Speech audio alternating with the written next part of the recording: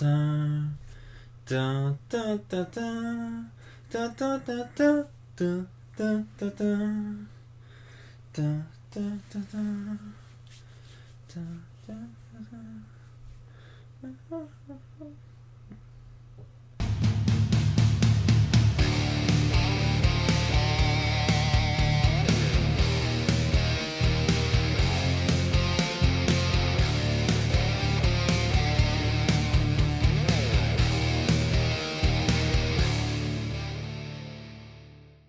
Bonjour à toutes et à tous et bienvenue dans cette nouvelle review d'Euro, review d'Euro du 30 décembre 2019. Nous sommes aujourd'hui le 31 décembre, dernier jour de l'année et dernière vidéo de l'année sur WWE Fan France. Donc je voudrais commencer cette vidéo par des remerciements. Vous remercier, vous tous, pour votre fidélité. Vous avez explosé les chiffres en 2019 et donc 2020 s'annonce encore meilleur. On a de grands projets pour vous.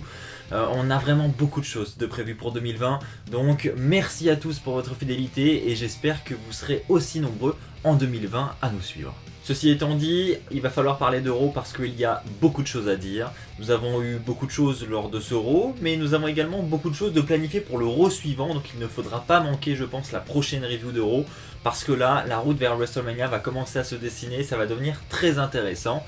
Ce soir, nous avons eu le droit au mariage, évidemment, de Bobby Lashley et de Lana. Donc comment cela s'est passé, nous allons voir ça ensemble.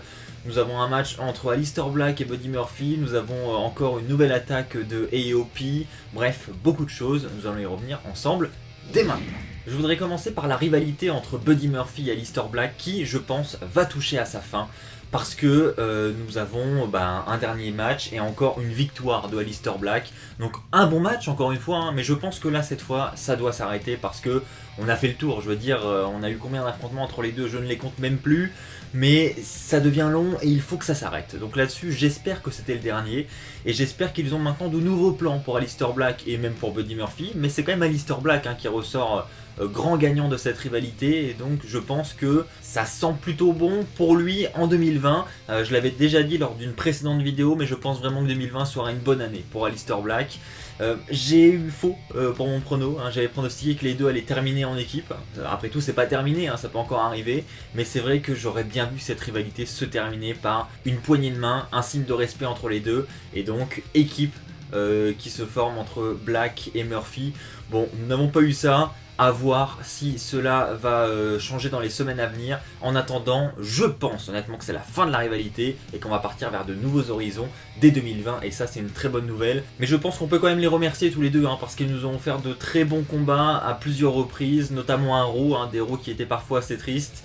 Donc merci à eux. Maintenant je vais parler de la division féminine avec Charlotte Flair donc, qui arrive déjà et qui nous propose un rapide speech où elle va tout simplement annoncer sa participation au Royal Rumble féminin. Charlotte qui va d'ailleurs se vanter d'être la première à annoncer sa participation pour le premier Royal Rumble de la décennie, aussi bien côté féminin que masculin, donc elle se revante un petit peu, elle va revenir sur The Queen, machin, vous connaissez Charlotte, et donc ensuite elle va dire que pour prouver qu'elle est la reine, encore une fois, elle lance en gros un open challenge à n'importe qui dans les vestiaires, et c'est Natalya qui va répondre, et on a ma foi un bon petit match entre Natalya et Charlotte Flair qui va se terminer par une victoire de Charlotte Flair, elle fera abandonner Natalya après un figure 4 leg lock, donc franchement un bon match encore une fois, franchement pour l'instant Raw était bon jusqu'ici, ça allait, c'était agréable à regarder, c'était divertissant, franchement j'ai passé un bon moment pour les débuts du show.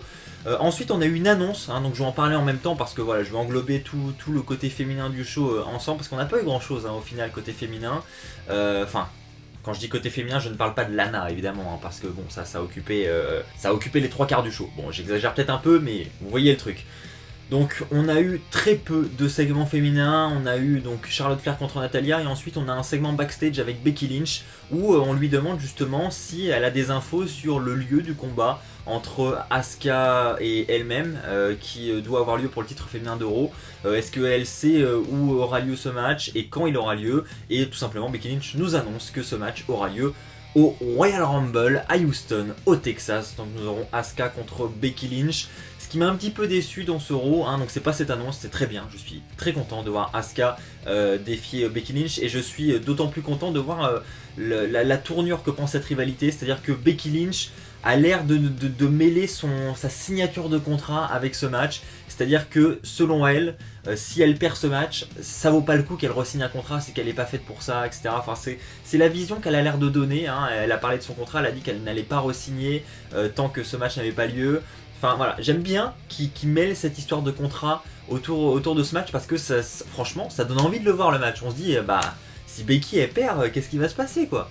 Donc franchement non, c'est une bonne idée, c'est une bonne storyline, donc j'ai hâte de voir ce que ça va donner au Royal Rumble. Maintenant ce qui m'a déçu un petit peu durant ce show, c'est que nous n'avons pas eu justement Asuka, nous n'avons pas vu les championnes féminines de la WWE, donc Kairi Sane non plus. Ça c'est un peu décevant quoi, c'est quand même celle qui va défier Becky pour le titre au Rumble.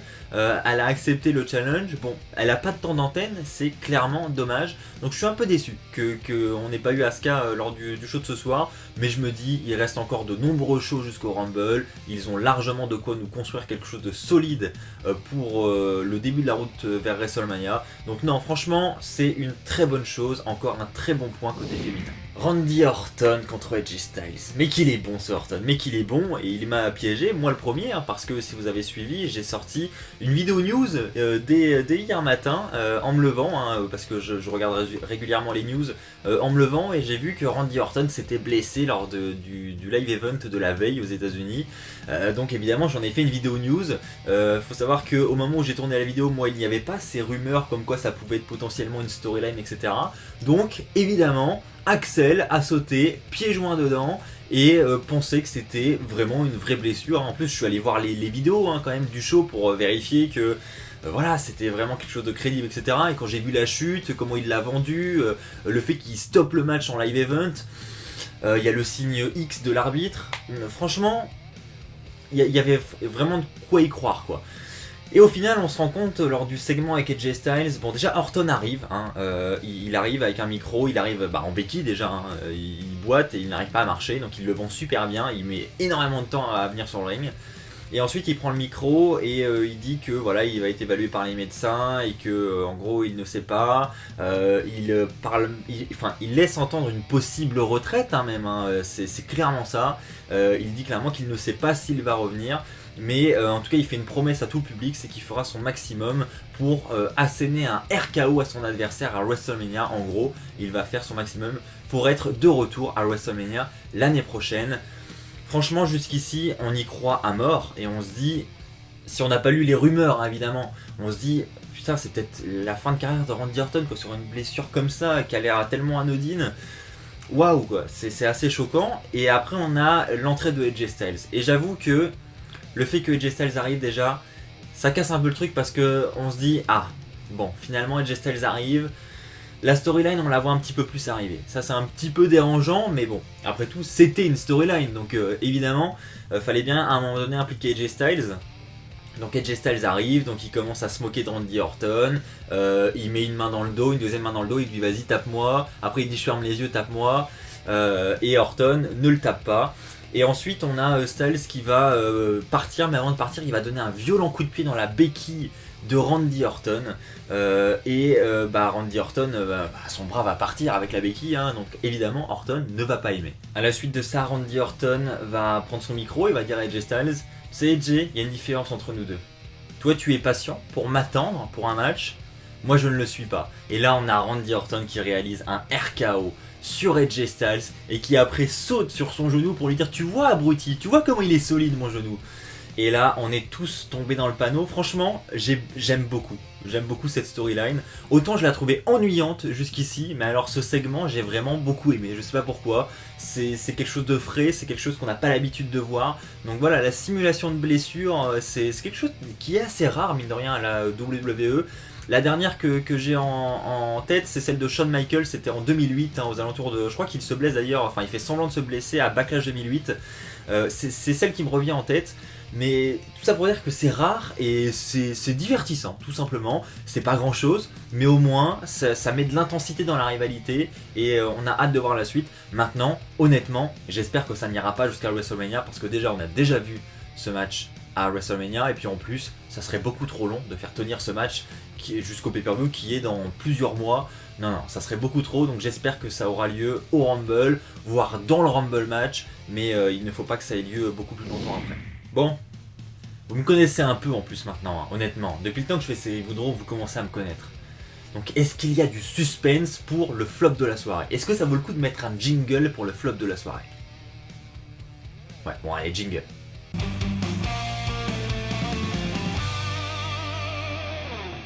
Tin, tin, tin, tin, tin, tin, tin, tin. Oui, évidemment, je vais parler du mariage de Bobby Lashley et de Lana. Et dire qu'on a conclu le show là-dessus. Je m'y attendais pas honnêtement, je pensais qu'ils allaient caser ça en milieu de show, mais pas en main event quoi. Et bah si, détrompe-toi Axel. Évidemment, on termine le show avec le meilleur segment du show, ça va de soi.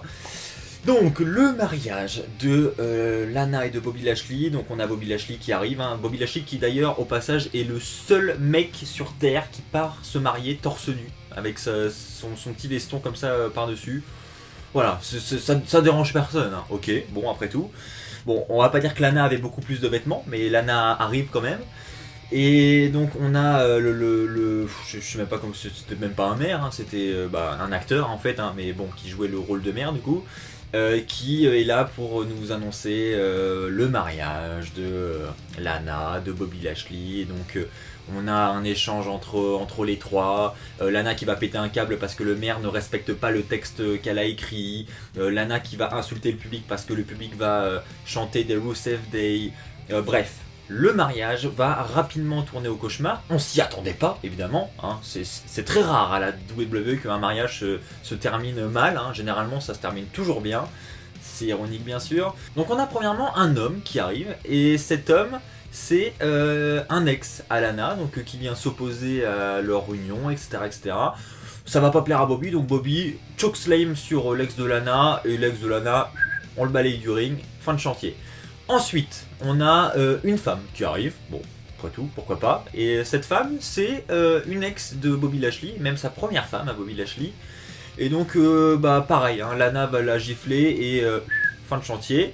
Donc voilà, et de deux ex éliminés, hein, chez Lana et Bobby, ça rigole pas.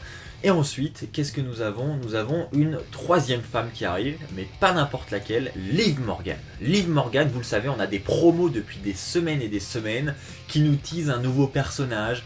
Il y avait des rumeurs évidemment sur internet quant à ce nouveau personnage. Il y en a déjà qui la voyaient aux côtés de Bray Wyatt, hein, en Sister Abigail ou quelque chose comme ça, quelque chose d'assez dark.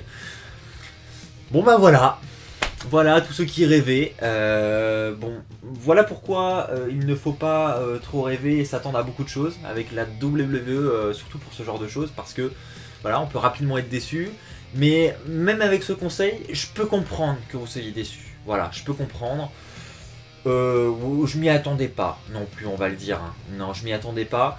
Donc Liv Morgan qui arrive et qui va dire tu peux pas me faire ça après tant d'années, etc. etc. Et en gros tout le monde pense que elle parle de Bobby Lashley. Donc Bobby Lashley va lui répondre et lui dire mais de quoi tu parles, je vois vraiment pas de quoi tu veux parler. Et Liv Morgan va lui répondre mais je parle pas de toi, je parle de Lana. Et donc on va apprendre que Liv Morgan et Lana ont eu une histoire d'amour par le passé. Et donc Liv Morgan s'oppose évidemment à ce mariage et ne veut pas que Lana se marie et la trompe entre guillemets. Voilà. Bon. Donc ensuite, je vais quand même vous finir le segment. Hein. On a Liv Morgan qui va s'attaquer à Lana, Lana qui va s'attaquer à Liv Morgan, donc ça va se friter un petit peu. Et puis on a Bobby qui est là en mode j'y vais pas, j'y vais pas, il sait pas quoi faire quoi le pauvre Bobby. Donc ensuite on a Liv Morgan qui va être écartée et le maire va essayer de terminer sa cérémonie quand même, hein, mais il n'aura pas le temps parce qu'on a Rusev qui va sortir du gâteau géant qui était sur le ring et qui va s'attaquer à Bobby Lashley. Et donc en gros Lana va finir dans le gâteau et ça va se terminer avec une célébration de Rusev et Liv Morgan et on va terminer le show là-dessus. Voilà, bonne review à tous. Et vous savez quoi, c'est la nouvelle année bientôt, hein. On va pas s'attarder là-dessus, on va passer à des choses plus positives. Allez, top de la soirée.